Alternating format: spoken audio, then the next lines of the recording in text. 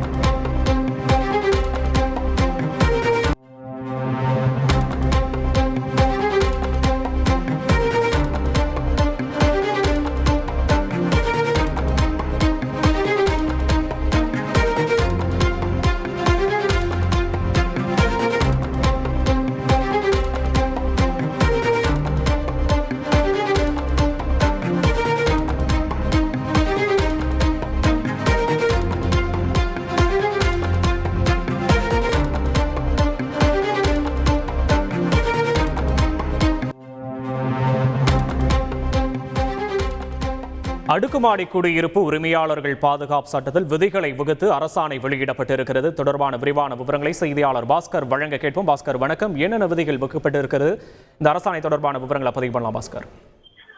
குடியிருப்பு வாசிகள் வீடு வாங்கிய குறிப்பிட்ட மாதங்களுக்குள் சொசைட்டி அல்லது சங்கம் ஒன்றை நிறுவி அதை பதிவு செய்ய வேண்டும். ஒரு சங்கத்தை உருவாக்க குறைந்தபட்சம் 4 உரிமையாளர்கள் இருக்க வேண்டும்.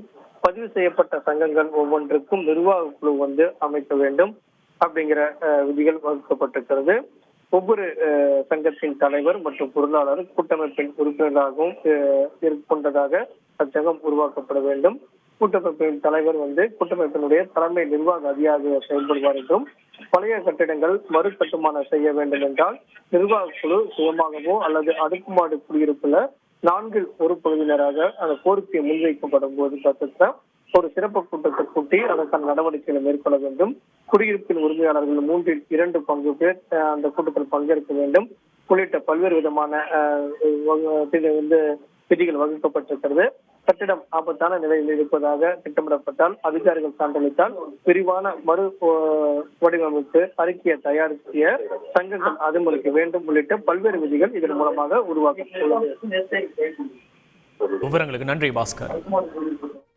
உங்கள் தந்தி தொலைக்காட்சியில் பிரம்மாண்டமான காட்சி அமைப்புகளுடன் சாணக்கிய தந்திரம் தினமும் இரவு 8 மணிக்கு.